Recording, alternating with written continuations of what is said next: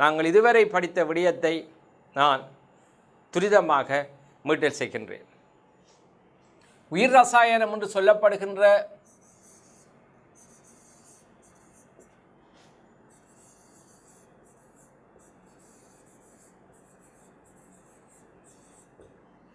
பயோகெமிஸ்ட்ரியில் முக்கியமாக இந்த உயிர் ரசாயன மூலகங்கள் அல்லது அத்தியாவசிய மூலகங்கள் தொடர்பாக நாங்கள் பார்த்தோம். ஏற்கனவே படித்த பாடப்பரப்பு பிள்ளைகள்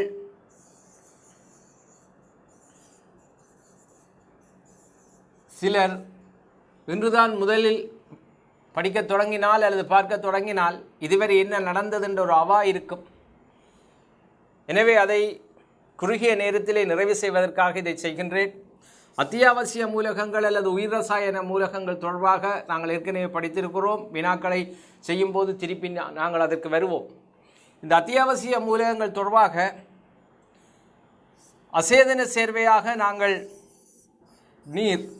நீர் பற்றிய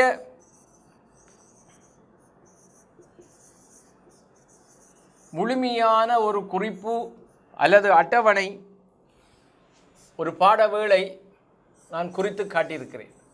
நீரினுடைய இரசாயன கட்டமைப்பு, உயிர் வாழ்தலில் நீரினுடைய வகைபாகம், நீரினுடைய பிரதான 4 பண்புகள், அப்பண்புகள் ஒவ்வொன்றும் கொண்டிருக்கின்ற பௌதிக இரசாயன இயல்புகள் எவ்வாறு உயிரினுடைய நிலைத்திருத்தலில் பங்களிப்பு செய்கின்றது என நாங்கள் பார்த்திருக்கின்றோம். மற்றது சேதன சேர்வை. இந்த சேதன சேர்வைகளில்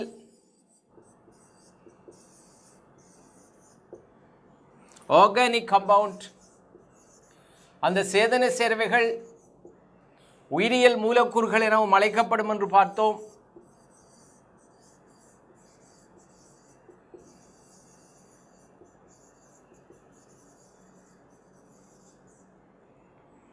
இதில் முக்கியம் முதலாவது கார்போஹைட்ரேட்.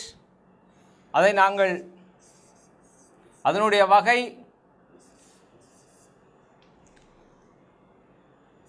அவற்றினுடைய இரசாயன கட்டமைப்பு, அவற்றினுடைய தொழிற்பாடு அல்லது தொழிற்பாடு முக்கியத்துவம் பற்றி பார்த்திருக்கிறோம். அதே போல புரோட்டீன் அல்லது புரதம், அது தொடர்பாகவும் அதனுடைய அடிப்படை சேர்க்கை, இரசாயன கட்டமைப்பு, அமினோ அமிலங்கள், அவற்றினுடைய தொழிற்பாட்டு முக்கியத்துவம் போன்றன நாங்கள் பார்த்திருக்கின்றோம். மற்றது நியூக்ளிக் அமிலம். இந்த நியூக்ளிக் அமிலத்தினுடைய அடிப்படை அலகு நியூக்ளியோடைட்டுகள்.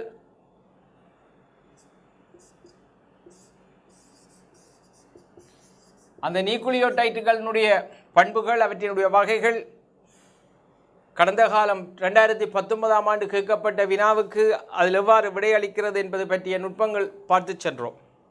அதில் பிரதான 2 வகை டிஎன்ஏ, ஆர்என்ஏ, அது தொடர்பாக நாங்கள் பார்த்து சென்றோம். அடுத்தது லிப்பிட்டுகள் என்று நாங்கள் குறிப்பிடுகிறோம்.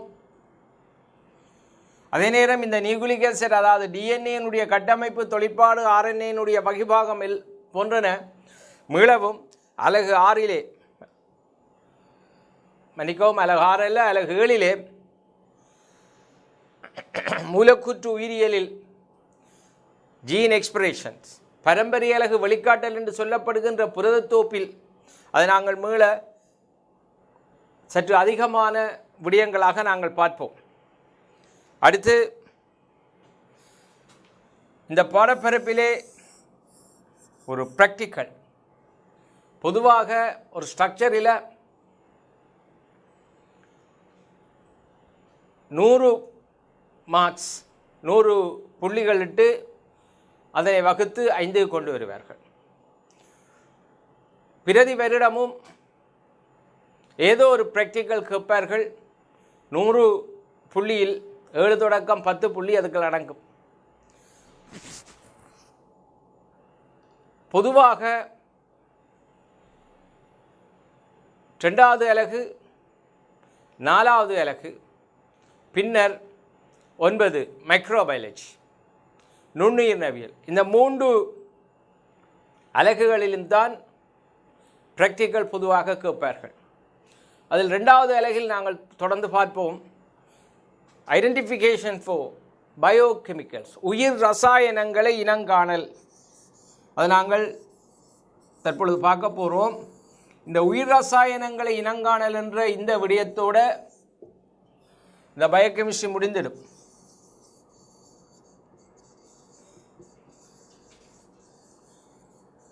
இந்த உயிர் ரசாயனத்தின் நிறைவான பரப்புத்தான் உயிர் ரசாயனம் இனங்காணல். இது ப்ராக்டிக்கலாக பிள்ளைகளுக்கு கேட்பார்கள் ஸ்ட்ரக்சரில். அதே போல் 2வது அலகில் என்ன ஒரு இடம் இருக்கும், நுணுக்கு காட்டி ஊடாக பொருட்களை அவதானிக்கின்ற நிகழ்வு. அது மைக்ரோபயாலஜியுடன் சம்பந்தப்படுத்தி கேட்பார்கள். ஆகவே இந்த உயிர் ரசாயனத்தில் நாங்கள் தற்பொழுது லிப்பிட்டை பற்றி கற்போம்.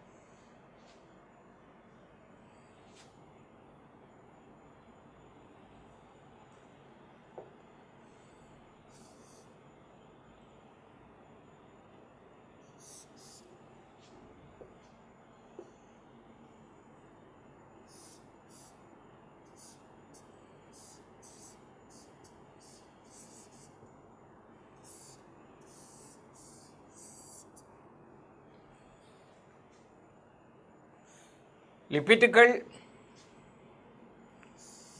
உயிரியல் மூலக்கூறுகளில்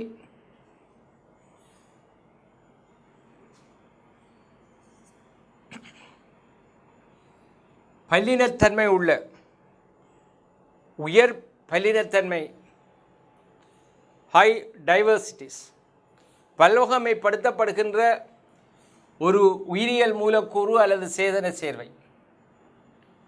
ஆனால் இவை பல்பாத்துக்களாகவோ அல்லது உயர் மூலக்கூற்று நிறை கொண்ட பெருமூலக்கூறுகளாகவோ காணப்படுவதில்லை.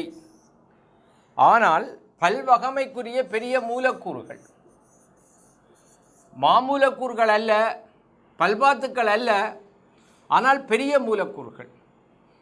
ஏன் இது பல்பாத்து அல்ல, மாமூலக்கூறு அல்ல, ஆனால் பெரிய மூலக்கூறுகள் என்று சொற்பதத்தை பாவிக்கிறார்கள் என்றால், எங்களுக்கு தெரியும் மாமூலக்கூறுகள் அல்லது பல்பாத்துக்கள் ஒரே மாதிரியான அலகுகள், அதுதான் நாங்கள் சொன்னோம் ஒரு பாத்துக்கள், மொனோமஸ். ஒரு பாத்துக்கள் மீள மீள ஒடுங்கலுக்குட்பட்டு அதே அலகுகள் தான் திரும்பி திரும்பி வரும். அப்படி உருவாகின்ற மூலக்கூற்று நிறை கூடிய சேர்வைகளைத்தான் நாங்கள் பல்பாத்துக்கள் அல்லது மாமூலக்கூறுகள் என்று சொல்கின்றோம். ஆனால் இங்கு அவ்வாறு இல்லை. ஆக்கலகில் நாங்கள் படிப்போம் கிளிசரோல் அண்ட் கொழுப்பமிலம். கிளிசரோலும் கொழுப்பமிலமும் ஒரு தடவை ஒடுங்கும். அவ்வாறு ஒடுங்கும் போது அவற்றுக்கிடையே எசுத்தர் பிணைப்புகள் ஒரு தடவை உருவாகி மீள மீள தோன்றுவதில்லை. ஆகவே அவை ஒரு பெரிய மூலக்கூறுகளாக காணப்படலாமே ஒழிய அவை மீள மீள ஒரு பாத்துக்களினால் ஒடுக்கமடைகின்ற உயர் மூலக்கூற்று நிறை கொண்ட சேர்வைகளாக இல்லை. ஆகவே பல்பாத்துக்கள் அல்ல. 2வது, இந்த லிப்பிட்டுகளில் அடிப்படை சேர்க்கை, அதாவது ரசாயன அடிப்படை சேர்க்கை என்று நாங்கள் பார்ப்போம்.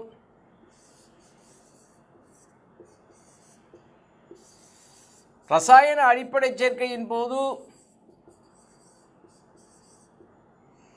நாங்கள் கவனிக்க வேண்டிய விடயம் ஒன்று, இவை CHO மூலகங்களால் ஆக்கப்பட்டிருக்கும் அல்லது CHO மூலகங்களை கொண்டிருக்கும். அமைப்புக்குரிய மூலகங்கள் CHO, அமைப்புக்குரிய மூலகங்கள் CHO. அதேவேளை கார்போஹைட்ரேட்டுகளில் காணப்படுவது போன்று ஐதரசனுக்கும் ஒட்சனுக்கும் இடையே 2:1 என்ற விகிதம் காணப்படுவதில்லை. 2:1 என்ற விகிதம் காணப்படுவதில்லை. ஐதரசனுடன் ஒப்பிடும்போது ஒட்சன் எண்ணிக்கை மிக குறைவாக இருக்கு. ஐதரசனுடன் ஒப்பிடும்போது ஒட்சன் எண்ணிக்கை மிக குறைவாக இருக்கு. அவை CHO மூலகங்கள், பொதுவாக அமைப்புக்குரிய மூலகங்கள் பாஸ்பரஸ் நைட்ரஜனும் காணப்படலாம். அதை நீங்கள் எழுதக்கூடாது, நாங்கள் கடைசியாக கதைப்போம். அமைப்புக்குரிய மூலகங்கள் என்று சொன்னால் கார்போஹைட்ரேட்டுக்கு CHO, ஆனால் நைட்ரஜன் கொண்ட கார்போஹைட்ரேட்டுகள் அல்ல பென்சக்கரேட்டுகள் இருக்கும் என்பது உங்களுக்கு தெரியும். புரதங்களில் CHONS, அதே நேரம் சல்ஃபர் இல்லாத புரதங்களும் உண்டு. மேலதிகமாக புரதமற்ற கூறுகளாக உலோக அயன்களை கொண்ட புரதங்கள் ஹீமோகுளோபின் CHONFe இரும்பு இருக்கும், சைட்டோகுரோமில் இரும்பு அல்லது செப்பு இருக்கும், அப்படி பார்த்துருக்கிறோம். ஆனால் அமைப்புக்குரிய மூலகங்கள் என்று சொன்னால் கார்போஹைட்ரேட்டுக்கு CHO, புரதத்துக்கு CHONS, நியூக்ளிக் ஆசிடுக்கு CHONB, லிப்பிட்டுக்கு CHO. இவ்வாறு இந்த அடிப்படை சேர்க்கையில் CHO ஐதரசனுக்கும் ஒட்சனுக்கும் இடையே 2:1 என்ற விகிதம் காணப்படாது. இவற்றின் ஆக்க அலகுகள் ஒன்று கிளிசரால், இரண்டாவது கொழுப்பமிலம். இந்த கிளிசரால்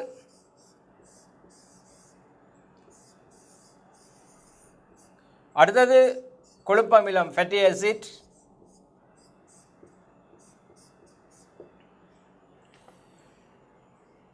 பொதுவாக நாங்கள் 4 உயிரியல் மூலக்கூறுகள் அல்லது சேதன சேர்வைகள் பார்த்திருக்கின்றோம். நான் ஏற்கனவே சொல்லியிருக்கின்றேன். ஒவ்வொன்றினுடைய சில கட்டமைப்புகள் எங்களுக்கு தெரிந்துதான் ஆக வேண்டும். பல்தேர்வு வினாக்களில் கேட்பார்கள், அல்லது அமைப்பு கட்டுரை வினாக்களில் இந்த மூலக்கூறுகளுக்கிடையான ஒடுங்கல் எவ்வாறு நிகழும் என்று கேட்பார். ஆகவே இந்த கார்போஹைட்ரேட்டுகளில் ஒருபோதும் வெல்லங்களினுடைய கட்டமைப்புகளோ அல்லது அவற்றினுடைய கார்பன் அணுக்களினுடைய அமைவிடங்களோ பொதுவாக தெரிந்திருக்க வேண்டியதில்லை. ஆனால் இருசக்கரைட்டுகள் பெல்சக்கரைட்டுகளின் உருவாக்கத்தில் ஒரு சக்கரைட்டுகள் எவ்வாறு ஒடுங்கலுக்குட்பட்டு கிளைக்கோசைட் அல்லது கிளைக்கோசைடிக் பாண்ட் பிணைப்பை உருவாக்கும் என்பது பற்றிய அறிவு எங்களுக்கு தேவை. அவை எந்த ஒரு பிள்ளைக்கும் ஒரு கெக்சோஸ் வெல்லம் அல்லது ஒரு ஆர்காவன் வெல்லம் ஒடுங்கலுக்குட்படுவது சம்பந்தமாக தெரிய வேண்டும். ஆனால் அதை நாங்கள் வெல்லங்களின் மூலக்கூற்று கட்டமைப்பை,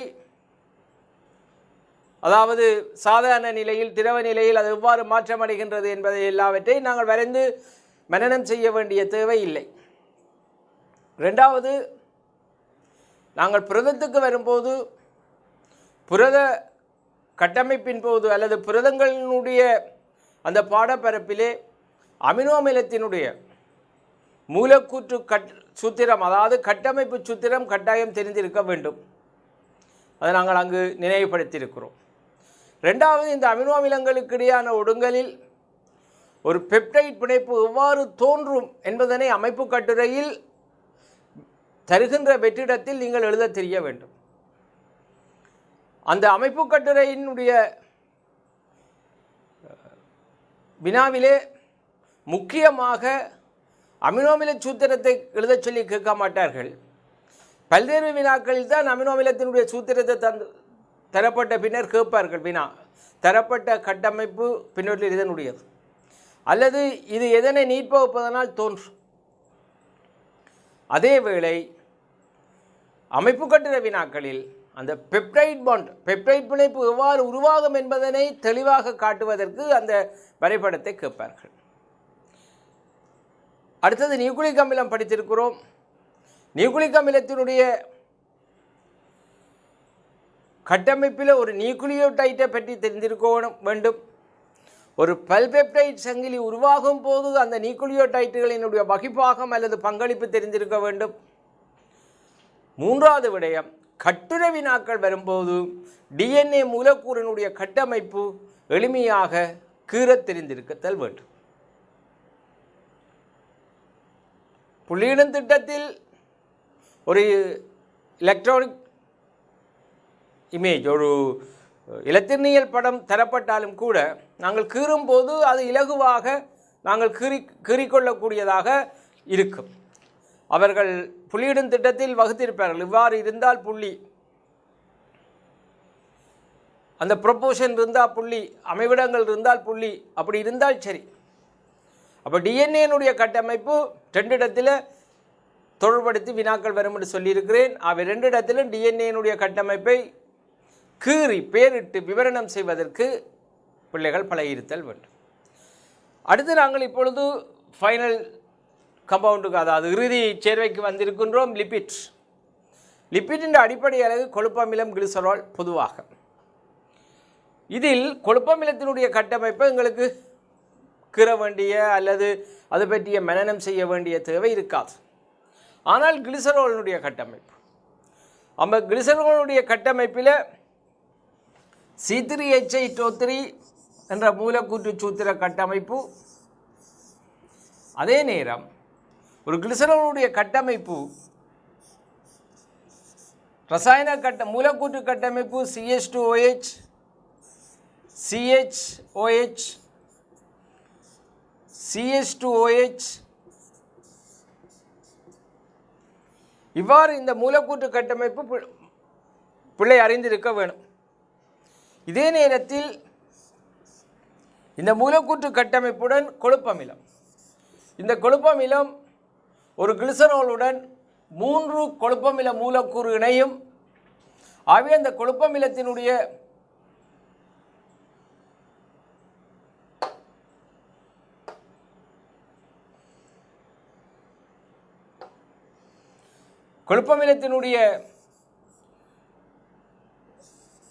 எளிமையான அந்த கட்டமைப்பு ஞாபகப்படுத்த வேண்டியதில்லை. அதே போல R2 R3. இங்கே என்ன சொல்ல வருகின்றோம் என்றால், ஒரு கொழுப்பமிலத்தினுடைய ஒரு அம்சத்தில் கார்பாக்சைல் கூட்டம் என்று சொல்லப்படுகின்ற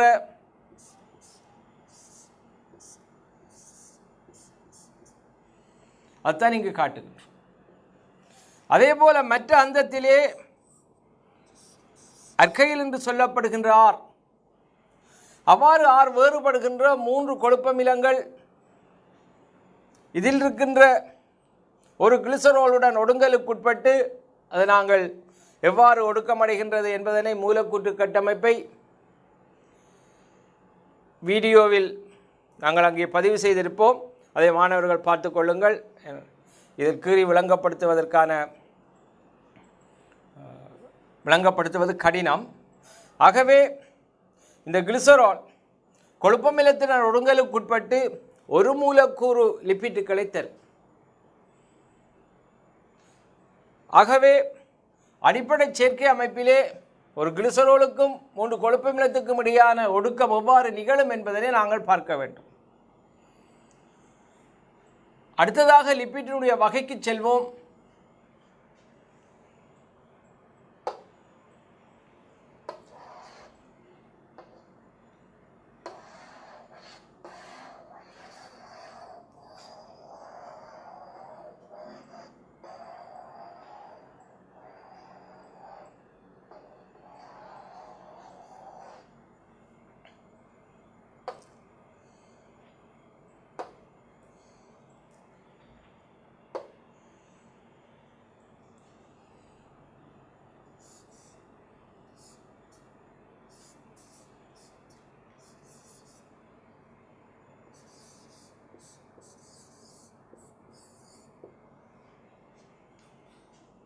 லிப்பிட் வகை. லிப்பிட் வகையில் பிரதானமாக 3 வகை காணப்படுகின்றது. இந்த இடத்திலே மாணவர்கள் கவனம் எடுக்க வேண்டும்.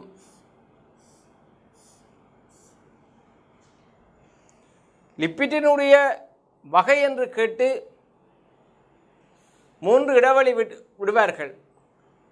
2019 நியூ சிலபஸில் லிப்பிட்டினுடைய வகை, அதில் முதலாவது வகை மூகிளிசரைட்,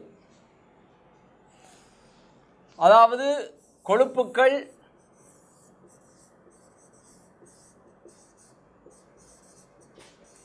அல்லது ரைகிளிசரைட், அதை மூகிளிசரைட் என்று சொல்வார்கள்.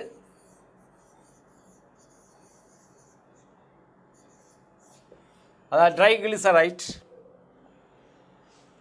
அல்லது மூகிளிசரைல்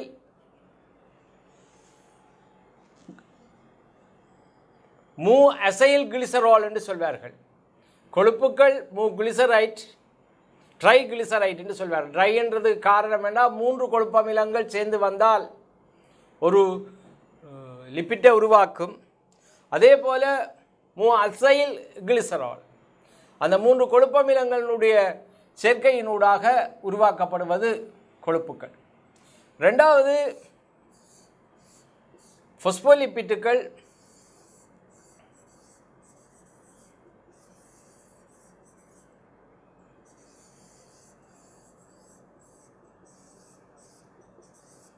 இந்த இடத்திலே கொழுப்புக்கள் ஆரம்பத்தில் பழைய பாடங்களில் ஒரு லிப்பிட்டுகளில் திண்ம நிலையிலே காணப்படுகின்ற மெய்யான லிப்பிட் கொழுப்பு, திரவ நிலையில் காணப்படுவது எண்ணெய் என்று இருக்கும். தற்பொழுது அதெல்லாம் நீக்கப்பட்டு ஒரு எண்ணெய் கொழுப்புக்குள் காணப்படுகின்ற ஒரு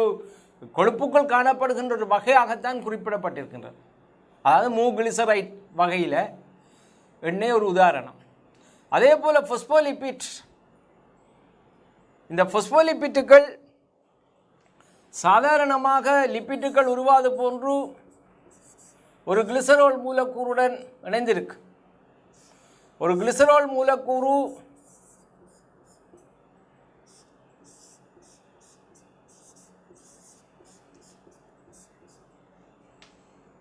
ஏற்கனவே நாங்கள் குறிப்பிட்டது போன்று ஒரு கொழுப்பமிலத்துடன் ஒடுங்கலுக்கு 3 கொழுப்பமில மூலக்கூறுகளுடன் ஒடுங்கலுக்கு உட்படும் போது சாதாரணமாக ஒரு கொழுப்பு அல்லது மூகிளிசரைட் வரும் அல்லது அசைல் கிளிசரால் தோன்றும். பாஸ்போலிப்பிட்டுகள் உருவாக்கத்தின் போது ஒரு கிளிசரால் மூலக்கூறு, இந்த கொழுப்பமிலம் அங்கு இருக்காது, 2 கொழுப்பமிலத்தோட இதில் கொழுப்பமிலத்துக்கு பதிலாக பாஸ்போரிக் அமிலம் என்ற சேர்வை தோன்றும், இணையும். இந்த பாஸ்போரிக் அமிலம் உங்களுக்கு தெரியும். அப்போ ஒரு பாஸ்போரிக் அமிலம் கொழுப்பமிலத்துக்கு பதிலாக ஒரு பாஸ்போரிக் அமிலம் இணைகின்றது. அவை பொதுவான பாஸ்போலிப்பிட்டுகள் கிளிசரால் 2 கொழுப்பமிலம் ஒரு பாஸ்போரிக் அமிலமாக இருக்கு. சில சந்தர்ப்பங்களில் இந்த பாஸ்போரிக் அமிலம் ஒரு நெகட்டிவ் சார்ஜ், ஒரு மறையேற்றத்தை கொண்டது. ஆகவே எந்த ஒரு நேரேற்றத்துக்குரிய சேர்வையும் அது ஏற்றுக்கொள்ளக்கூடியதாக இருக்கு.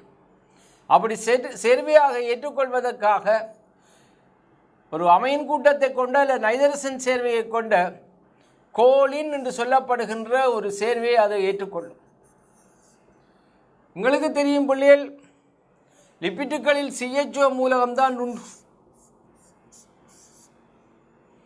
அதே நேரம் பாஸ்போலிப்பிட் வரும்போது பாஸ்போரிக் அமிலத்தில் பாஸ்பரஸ் இருப்பதனால அங்கு பாஸ்பரஸ் தோன்றும். எனவே இந்த பாஸ்போலிப்பிட் CHOP-ஐ கொண்டிருக்கும். அதே நேரம் பாஸ்போலிப்பிட்டுகள் ஏற்கனவே நாங்கள் கேள்விப்பட்டிருக்கிறோம், ஒரு பாஸ்போலிப்பிட் தலைப்பகுதியையும் வால்பகுதியையும் கொண்டிருக்கும் என்று. இந்த தலைப்பகுதியினுடைய ஆக்கக்கூறுகளால்தான் கிளிசரால் பாஸ்போரிக் அமிலம் தோன்றும். இது இரட்டை கொழுப்பமில மூலக்கூறுகளாக இருக்கும். இவை நீர் நாட்டமற்றது அல்ல நீர் வெறுப்புள்ள பகுதியாக இருக்கும், இது நீர் நாட்டமுள்ள பகுதியாக இருக்கும் என்றும் நாங்கள் பார்த்திருக்கிறோம். இந்த கிளிசரோலுடன் பொஸ்போலிபிட் இதில் பொஸ்போரிக் அமிலத்தை கொண்டிருக்கும், அதே நேரம் கோலின் என்ற சேர்வையையும் கொண்டிருக்கும். அப்போ இந்த கோலின் என்ற சேர்வை அமைன் பிரதிகள், அதாவது நைட்ரஜன் கொண்டது. எனவே பொஸ்போலிபிட்டுகள் CHOP உடன் நைட்ரஜனையும் கொண்டிருக்கலாம். அதே நேரத்தில் லிப்பிட்டுகளினுடைய அமைப்புக்குரிய மூலகங்கள் என்ன என்று கேட்டால் CHO என்று சொல்கின்றோம். சில வேளைகளிலே பொஸ்பரஸ் கொண்ட லிப்பிட்டுகள் நைட்ரஜன் கொண்ட லிப்பிட்டுகள் உண்டு என்றால் அது மிகச் சரியானது. காரணம் பொஸ்போலிபிட். அப்போ பொஸ்போலிபிட்டுகள் சாதாரணமான ஒரு கொழுப்பு, அதை பழைய பாடத்திட்டத்தில் மெய்யான லிப்பிட்டுகள் என்று சொல்வார்கள் என்றால் அதனுடைய அடிப்படை தன்மைகளை கொண்டிருப்பதனால். அதிலிருந்து இந்த பொஸ்போலிபிட் வேறுபடுவதற்கு காரணம் இங்கு ஒரு கிளிசரால் மூலக்கூறுடன் 2 கொழுப்பு அமிலம், 3 அல்ல 2 சேர்ந்து பதிலாக ஒரு பொஸ்போரிக் அமிலத்தையும் கோலினையும் கொண்டிருக்கிறது. அடுத்து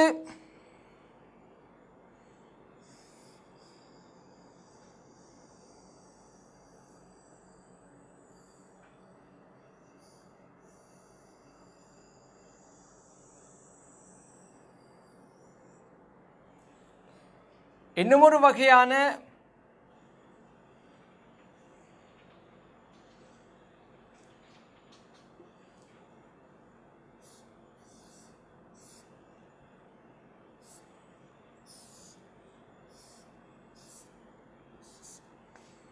steroids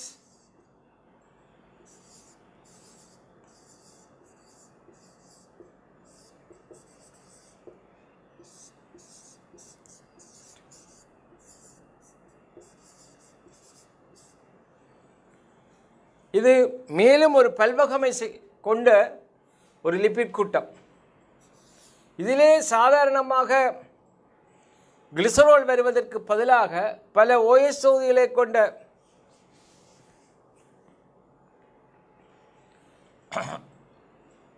வேறு சேர்வைகளும் கொழுப்பமிலங்களும் பல்வேறு வகையாக சேர்ந்து இந்த ஸ்டெராய்ட்ஸ் என்று சொல்லப்படுகின்ற இந்த லிப்பிட்டை உருவாக்கும். இவற்றில் சில 3 வெவ்வேறு வகையான கட்டமைப்புகளாக அவை காணப்படும். ஒன்று கொலஸ்ட்ரால். இந்த cholesterol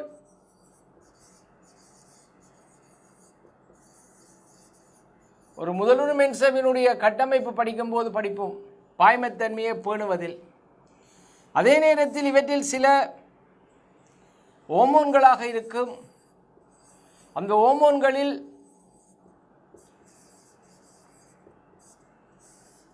sexual hormones, புரோஜெஸ்டரோன், oestrogen, testosterone போன்ற இனப்பெருக்க ஹோமோன்களாக இருக்கும். அதைவிட உடற்றொழிலியல் ரீதியில் காணப்படுகின்ற ஹோமோன்களாகவும் இருக்கும். அதிலேயும் 2ஆக நாங்கள் சொல்கிறோம், ஒன்று அல்டோஸ்டெரோன் போன்ற ஹோமோன்கள், அடுத்தது கோர்டிசால் அல்லது கோர்டிசோன் போன்ற ஹோமோன்களாக இருக்கு. ஆகவே லிப்பிட்டுகளினுடைய ஸ்டெராய்ட்ஸ் வகையில் என்ன ஒன்று இருக்கின்றது, பித்த அமிலம். பல்வேறு வகையான தொழிற்பாட்டுக்கு ஏற்ற வகையில் ஸ்டெராய்ட்ஸினுடைய கட்டமைப்புகள் மாற்றமடையும். ஆகவே லிப்பிட்டுகளுடைய வகைகள் நாங்கள் பார்த்திருக்கின்றோம். லிப்பிட்டுகளினுடைய முக்கியத்துவத்தில் நாங்கள் பார்த்தால் அல்லது தொழிற்பாடுகளில் பார்த்தால் எங்களுக்கு தெரியும் கொழுப்புக்கள். இது தவிர நாங்கள் என்ன ஒரு விடயத்தை இதில் கவனிக்க வேண்டும். எங்களுடைய பாடப்பரப்பிலே 3 வகையான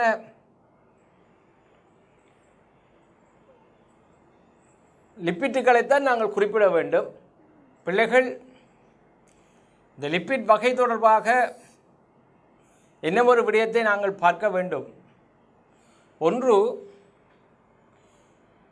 பழைய பாடத்திட்டத்தில் குறித்த வேக்சிக் கம்பவுண்ட், மெழுகுச் சேர்வைகள். இது எங்களுடைய புதிய பாடத்திட்டத்தில் இல்லை. ஆனால் தொடர்ந்து வருகின்ற பாட அலகுகளிலே யூனிட் 4 இருந்தாலும் சரி, 5 இருந்தாலும் சரி, அதிலே மெழுகு, சுபரின், கியூட்டின் அல்லது மெழுகென்று சொல்லாமல் சுபரின் கியூட்டின் என்ற மெழுகுத்தன்மைக்குரிய லிப்பிட்டுகள் என குறித்திருக்கிறார்கள். அது பற்றிய லேசான அறிவு இருக்க வேண்டும். ஆனால் வகை என்ன என்று கேட்டால் இந்த மூன்றையும் தான் எழுத வேண்டும். அதே போல் ட்ரேபீன்ஸ் என்ற ஒரு வகை இருக்குது. அதிலே கூடுதலாக தாவரங்களினுடைய லிப்பிட் மூலக்கூறுகளாக கருதப்படக்கூடியவற்றை, சில விட்டமின்கள், சில ஹோமோன்கள், அப்படியானவற்றை, சில வாசனை திரவியங்களை ரேபீன்ஸ் என வகைப்படுத்தினார்கள். இந்த ரெண்டுமே தற்பொழுது வகையில் இல்லை. ஆனால் பிந்திய பாட அலகுகளிலே, பின்னால் வருகின்ற பாட அலகுகளிலே இவை குறிக்கப்பட்டிருக்கின்றன. அந்த அறிவு ஒன்று தேவை. ஆனால் வினாவுக்கு அது விடையாக வராது. முக்கியமாக 2019ஆம் ஆண்டு ஸ்ட்ரக்சரில், அதாவது நியூ சிலபஸில் ஸ்ட்ரக்சரில் முதலாவது கேள்வியில் ஏ பார்ட்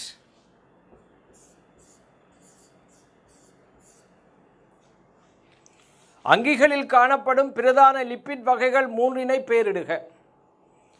இந்த வினா அங்கிகளில் காணப்படுகின்ற லிப்பிட் வகைகளில் மூன்றினை பெயரிடுக.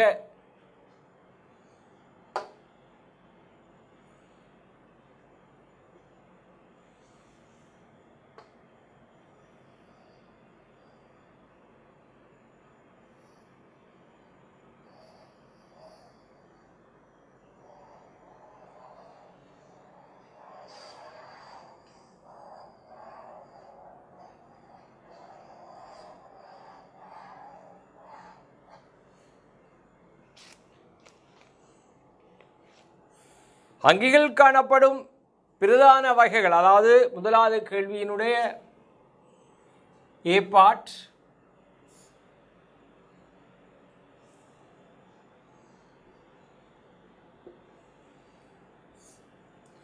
முதலாவது கேள்வியினுடைய ஏ பார்ட் அதில் ஒரு சின்ன பகுதியாகத்தான் கேட்டார்கள். ஆனால் முக்கியமான விஷயம் என்னவென்றால்,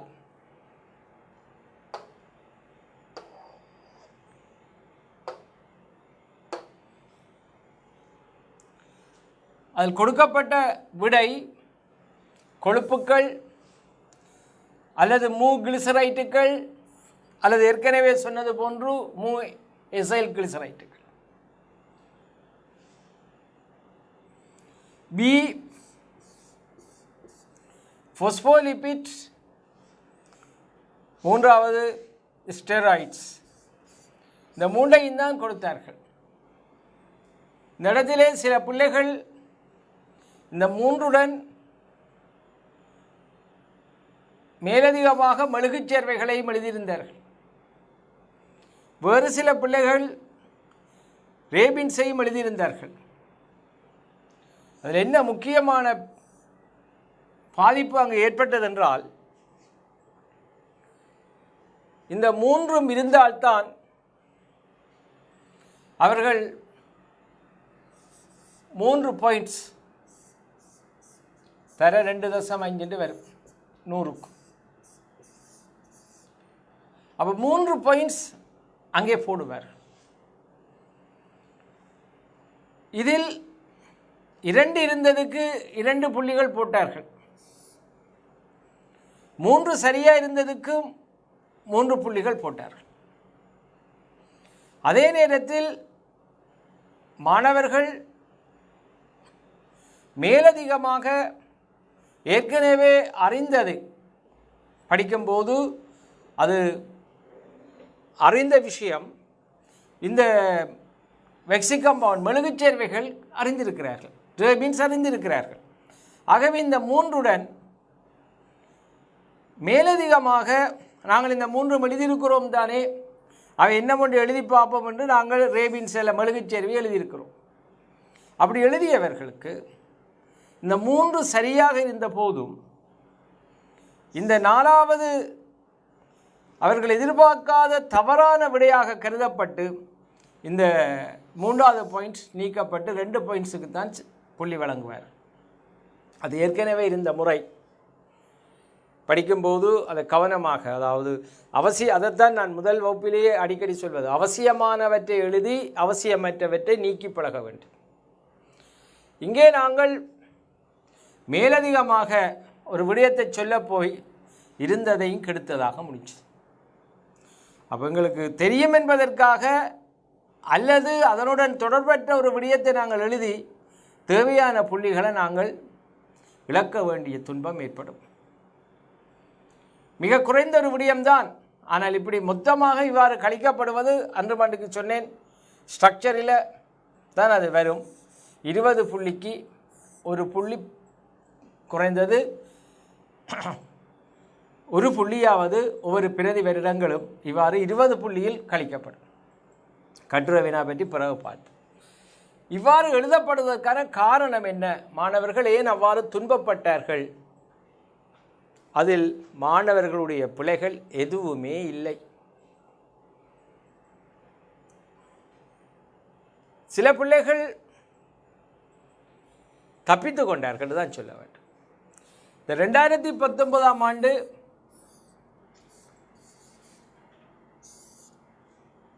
சிலபஸை அறிமுகம் செய்யும் போது 2017ஆம் ஆண்டு அந்த பாடத்திட்டம் அறிமுகம் செய்யப்பட்டு படிப்படியாக திருத்தங்கள் செய்யப்பட்டு ரெசோர்ஸ் புக்கில் போடப்பட்டு முதலாவது திருத்தத்தில் முதலாவது வளநூலில் இந்த லிப்பிட்டின் வகை அந்த ரேபின்ஸ் வெக்சி கம்பவுண்ட் குறிக்கப்பட்டது. அது மாத்திரமல்ல, இந்த 2019ஆம் ஆண்டு மாணவர்கள் பொதுவாக வளமையிலே நடக்கின்ற ஒரு அலுவல் தான். இந்த 2019ஆம் ஆண்டு பரீட்சை எடுக்க போகிறவர்களுக்கு 2017ஆம் ஆண்டு வகுப்பு தொடங்கிடும். அதே போல் 2022ஆம் ஆண்டு பரீட்சை எடுப்பவருக்கு 2020ஆம் ஆண்டு தொடங்கி. இது வளமையாக இருக்கின்ற ஒரு நிகழ்வு. அதுவும் பாடசாலையில்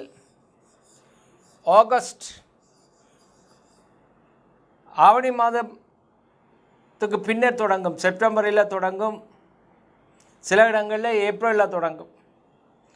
ஆனால் தனியார் கல்வி நிறுவனங்கள், அதாவது நாங்கள், இந்த போட்டித்தன்மை காரணமாக 2017 ஜனவரியிலேயே தொடங்கி விடுவோம்.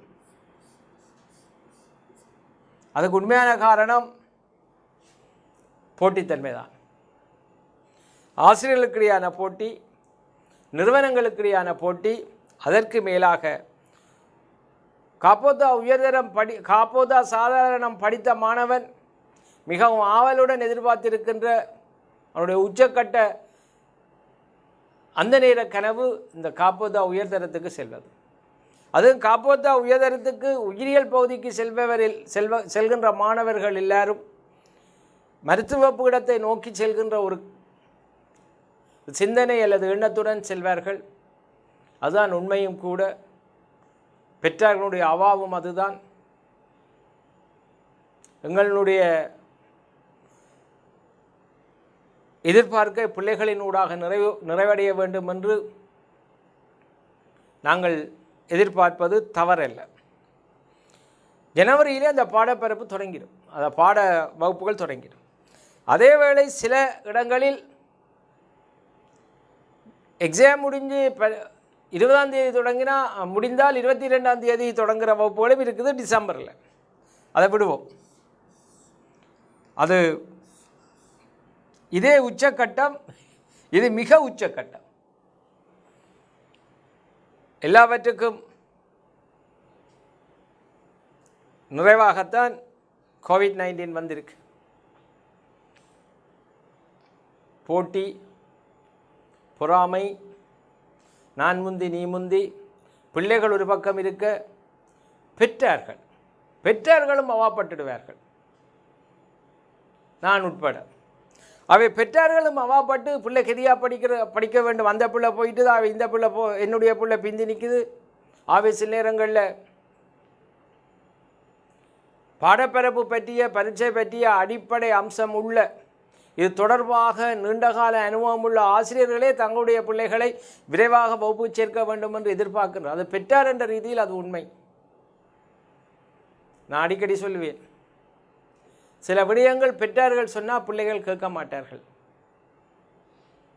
அது பெற்றார் தானே சொல்கிறார். அதே நேரம் ஆசிரியர்கள் சொன்னால் அதை கேட்பார்கள். அதே நேரம் ஆசிரியர்கள் சொல்வது சிலவற்றை கேட்க மாட்டார்கள், பெற்றார்கள் சொல்வதை கேட்பார்கள். அது வித்தியாசமானதாக இருக்கு.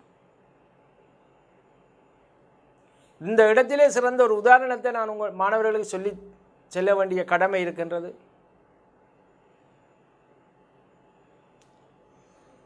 கடந்த வருடம் கொழும்பில் நான் கற்பிக்கும் போது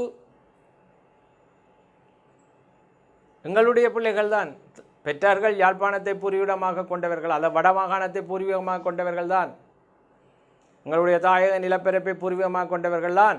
ஆனால் அங்கு சென்ற பின்னர் சில மாற்றங்கள் ஏற்படும். அந்த பிள்ளை வகுப்பு அடிக்கடி கட் பண்ணுவான், வரமாட்டார். அதுக்கு கேட்கும்போது சும்மா சிம்பிளாக சொல்லிப்பட்டு போயிடுவான். எனக்கு சார் இந்த ஸ்ரீலங்கன் மெடிக்கல் காலேஜுக்கெல்லாம் போகிறதுக்கு, ஸ்ரீலங்கன் மெடிசினுக்கு போகிறதுக்கெல்லாம் எனக்கு விருப்பம் இல்லை. நான் ஃபாரின் மெடிக்கல் காலேஜுக்கு தான் போகணும், இல்லை அங்கே இருக்க யூனிவர்சிட்டியில் தான் நான் மெடிக்கல் அட்மிஷன்ஸ் எடுக்க போகிறேன். அவை எனக்கு ஒரு பேசிக் ரிசல்ட்ஸ் இருந்தால் சரி, 2CS அல்ல BCS இருந்தால் சரி, அதுக்கு தான் நான் முயற்சி செய்கிறேன் என்று அந்த பிள்ளை சொல்லும். இப்போ நான் கதைக்கும்போது சொன்னேன், அதுக்கு நிறைய காசாகும், 1 கோடி ரூபாய்க்கு மேலதிகம் மேலே செல்லும். அது தவிர அங்கு நீங்கள் 5 வருடம் படித்த பின்னர் இங்கு வந்து 1 வருடத்துக்கு மேலாக மெடிக்கல் கவுன்சில் எக்ஸாம் எடுக்கணும். அதுக்கு நீங்கள் திருப்பி இங்கே டியூஷன் கிளாஸஸ் என பெரிய ஒரு மேஜர் டியூஷன்ஸ் நடக்கும், அதுக்குள்ளே நீங்கள் இருக்கணும். இப்போ நீங்கள் கொஞ்சம் கடினம் எடுத்து இங்கே படித்தால் நல்லது. அப்படி இல்லை, அப்பா சொன்னார், அம்மா சொன்னால் உன்னை நான் ஃபாரினுக்கு விட்டு படிப்பேன். தயவு செய்து எந்த பெற்றாரும் அவ்வாறான ஒரு சொற்பதத்தை பிள்ளைக்கு கொடுக்காதீர்கள். சாதாரண செலவினம்தான், ஆனால் மிக குறைந்த காசில் வீட்டிலிருந்து பெற்றார்கள் அனுப்ப, அதே நேரம் சில பெற்றார்கள் வாகனங்களில் கொண்டு வந்து விடுவார்கள். அவர்கள் கொண்டு வந்து விட்டு வீட்டில் நிம்மதியாக உறங்கி அப்பா அம்மாவினுடைய தயவில் முழுமையாக வாழ்ந்து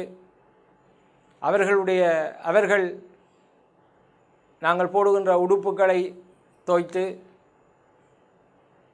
ஷூ பாலிஷ் சப்பாத்துக்கு போட்டு பாடசாலையில் கொண்டே விட்டு பிரைவேட் டியூஷன்ஸுக்கு கொண்டே விட்டு முழுமையாக செய்கின்ற இந்த நிகழ்வின் ஊடாக ஒப்பீட்டளவில் மிக குறைந்த செலவு செய்து இங்கு நாங்கள் படிக்கின்ற இந்த விடயத்தை அந்த காலகட்டத்தில் 2.5 வருடமும் அல்லது 2 வருடமும் கண்ணியமற்றதாக அல்லது அவதான குறைவாக இருந்து பின்னர் மேலத்தைய நாடுகள் அல்லது அது மிகப்பெரிய வியாபார விடயம், அது 1 கோடி தாண்டக்கூடிய அந்த கல்வி கற்றலுக்கு எங்களோட பிள்ளைகள் ஆயத்தப்படுத்துகிறார்கள். பிள்ளைகள் அல்ல, பெற்றார்கள் கொடுக்கின்ற ஒரு வகையான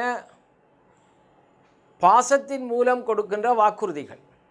ஆனால் அந்த 1 கோடி ரூபாவை ஒரு பெற்றார் ஸ்ரீலங்காவில் உழைத்து கொடுப்பது என்பது மிக கடினம். அதற்காக வெளிநாடுகளில் இருந்து இருக்கின்ற உறவினர்கள் கொடுப்பார்கள், அல்லது இங்கிருக்கின்ற சொத்துக்கள் விற்பனை செய்யப்பட்ட எத்தனையோ பெற்றார்களை நான் இந்த கொழும்பில் இருக்கின்ற காலங்களில் நான் அவதானித்தேன். நாங்கள் யாழ்ப்பாணத்தை பூர்வீகமாக கொண்டவர்கள், எங்களுடைய மூதாதையர்கள் எவ்வாறு இந்த நிலங்களை காணி பூமிகளை சொத்தாக பெற்றவர்கள் என்பது எங்களுடைய பெற்றார்கள் சொல்லி தெரியும். நாங்கள் எங்களோட வயது உள்ளவர்கள் நேரடியாக கண்டிருக்கின்றார்கள்.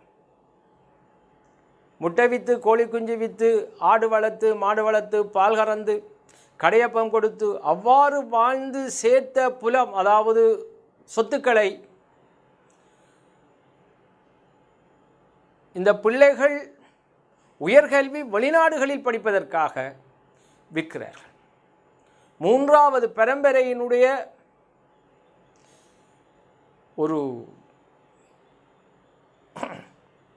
மறைமுகமாக சொல்லப்பட்டால் ஒரு போலியான தன்மை தான். மூன்றாவது பரம்பரைக்காக முதல் பரம்பரைக்கு, அதாவது பெற்றார்களுடைய பெற்றார்கள் அல்லது அவர்களுடைய பெற்றார்கள் எவ்வளவோ கஷ்டப்பட்டு சேர்த்த சொத்துக்களை சிம்பிளாக விற்று அந்த உயர்கல்விக்காக வெளிநாடுகளுக்கு செல்கிறார். அது ஒரு பக்கம் இருக்கட்டும், அது ஒரு பக்கம் இருக்கட்டும். ஆனால் படித்து இங்கு பரீட்சையை தோற்றுவிக்கக்கூடிய வாய்ப்புகள் நிறைய இருக்கின்றன. அத்துடன் இன்னும் ஒரு விடயத்தை சொல்ல வேண்டி இருக்கின்றது.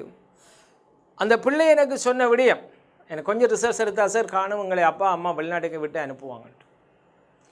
அதனுடன் சேர்ந்த அந்த பிள்ளை வசதியான பணம் படைத்த பெற்றார்கள் அல்லது பேரன் பேத்திகளுக்கு பிறந்த பேரன் பேத்திகளுக்குரிய பிள்ளை அல்ல பிள்ளைகள், அவர்களுடன் சேர்ந்திருக்கின்ற சிநேகிதங்கள், அவர்களுக்கும் இந்த பிள்ளை சொன்ன அந்த தாற்பயம், அவர்கள் வறுமைப்பட்ட பிள்ளைகள். அந்த தனியார்கள் நிறுவனங்களுடைய பணத்தை கட்டுவதற்கே சில நேரங்களில் கடினமாக இருக்கு. யாழ்ப்பாணத்தை பொறுத்திலும் பார்க்க 3 மடங்கு உயர்வான பணம் தான் கொழும்பில். அது கூட கட்டுவதற்கு கஷ்டமாக இருக்கு. அவ்வாறான பிள்ளைகளும் இந்த பிள்ளையினுடைய சொல்லை கேட்டு படியாமல் பெறுபவர்கள் குறைவாக எடுத்து தொடர்ந்து கடினப்படுகின்றார்கள். இவ்வாறு தயவு செய்து எங்களுடைய தாயகத்தில் வாழுகின்ற நாங்கள் இலகுவாக பரீட்சைக்கு போகக்கூடிய ஒரு முகம் கொடுக்கக்கூடிய வாய்ப்புகள் நிறைய இருக்கின்றன. ஆகவே பிள்ளைகள் எங்களிடம் கிடைக்கின்ற மூலங்கள், சோர்ஸ் வசதிகளை வைத்துக்கொண்டு பரீட்சைக்கு தோற்றி அதனுடைய பெறுபவர்களின் ஊடாக நாங்கள் பீடங்களுக்கு பல்கலைக்கழக பீடங்களுக்கு செல்லலாம். இது ஒரு வாய்ப்பு. அதே நேரத்தில் படிக்கும் போதே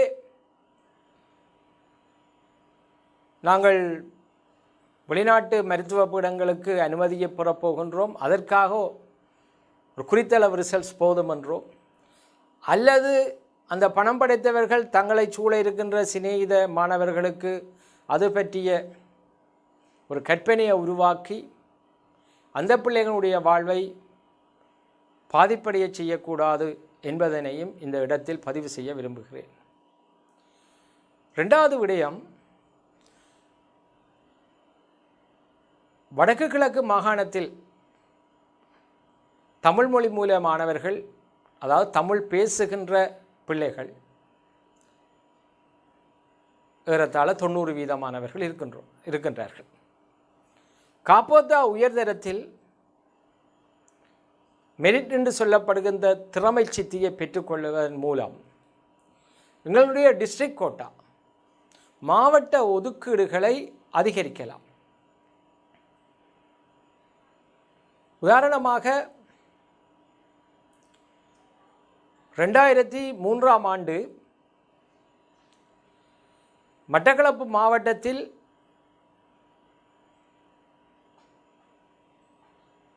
கல்வி கற்பித்த போது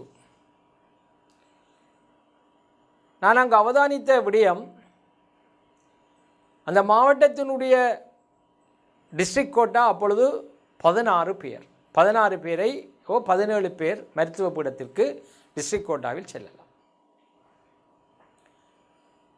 ஆனால் அந்த வருடம் 2003 2004 நல்ல ஞாபகம் இல்லை, ஆனால் அந்த வருடத்தில் 2003 என்று தான் நினைக்கின்றேன், ஏறத்தாழ 33 மாணவர்கள் மருத்துவ பீடத்திற்கு தெரிவு செய்யப்பட்டார்கள். எந்த எண்ணிக்கையில் உள்ள டிஸ்ட்ரிக்ட் கோட்டா அதே அளவு சமமான 16 பேர் அல்லது 17 பேர் இருக்கக்கூடிய அந்த டிஸ்ட்ரிக்ட் கோட்டா மருத்துவ பீடத்துக்கு 33ஆக தெரிவு செய்யப்பட்டது. அதற்கு அடிப்படை காரணம் என்னவென்றால் மிகத்திறமை சித்தி பெற்றவர்களுடைய எண்ணிக்கை கூடியது தான் காரணம். அவை அந்த 17 பேர் மிகத்திறமை சித்தி பெற்று மெரிட் என்று சொல்லப்படுகின்ற அந்த திறமையின் ஊடாக மாவட்ட கோட்டாவை, அதாவது டிஸ்ட்ரிக்ட் கோட்டாவுக்கு கிடைக்கக்கூடிய மருத்துவ பீடத்தின் எண்ணிக்கையை 2 மடங்காக ஆக்கினார்கள்.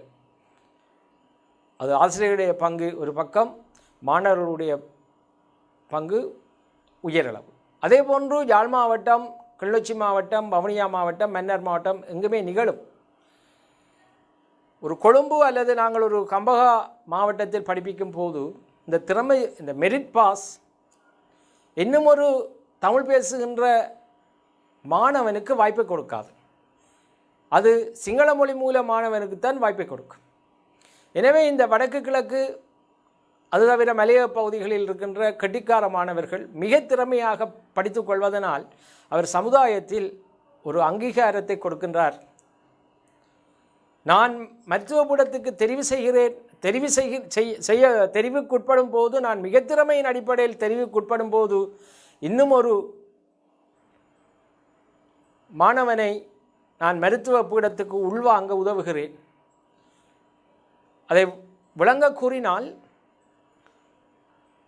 ஒரு மருத்துவ பீடத்துக்கு தெரிவு செய்யப்படாமல் அவர் மிருக வைத்தியம் அல்லது பல் வைத்தியம் அல்லது மிருக வைத்தியம் அல்லது நுண்ணுயிர்வியல் மைக்ரோபயாலஜி பீடங்களுக்கு தெரிவு செய்யப்படுகின்ற ஒரு மாணவன் மிக திறமை பெற்ற அந்த மெரிட் பாஸ் எடுக்கின்ற மாணவனால் அவன் மீளவும் மருத்துவ பீடத்துக்கு செல்வான். அதே போல மற்ற பீடங்களில் இருந்து ஒவ்வொரு பீடங்களாக ஒவ்வொரு மாணவர்கள் முன்னேறி வரும்போது பல்கலைக்கழக நுழைவுக்கு உட்படாத மாணவர் கூட இந்த பல்கலைக்கழக ஏதோ ஒரு பீடத்துக்கு உள்வாங்கப்படுவார். ஆகவே மிக திறமை பெற்று சித்தி பெறுவது என்பது எங்களுடைய வடக்கு கிழக்கு மலையக மாணவர்களுக்கு ஒரு அவசியமானது ஒன்று. மாணவர்களுக்கும் பெற்றோர்களுக்கும் ஒரு விடயத்தை நாங்கள் இங்கே சொல்ல வேண்டிய கடமையில் உள்ளது. மிக திறமை சித்தி பெறக்கூடிய மாணவர்கள் தங்களது கெட்டித்தனத்தை, ஆர்வத்தை மிக அதிகளவில் வெளிப்படுத்தினால் அந்த சமூகத்துக்கு அல்லது அந்த மாவட்டத்துக்கு இன்னும் வாய்ப்பான பீடங்கள் கிடைக்கும். ஆகவே அந்த வகையில் காலத்தால் ஏற்படுகின்ற இந்த தேவை கருதி சிறப்பாக படிப்பதற்கு திறமை சித்தி பெறுகின்ற மாணவர்கள் மிக திறமை சித்தியை பெற்று வழிகாட்ட வேண்டும் என்பது பொதுவாக ஆசிரியர்களுடைய ஒரு வேண்டுகோளாகும். அது விருப்பமும் கூட. தொடர்ந்து பாடத்துக்கு வருவோம்.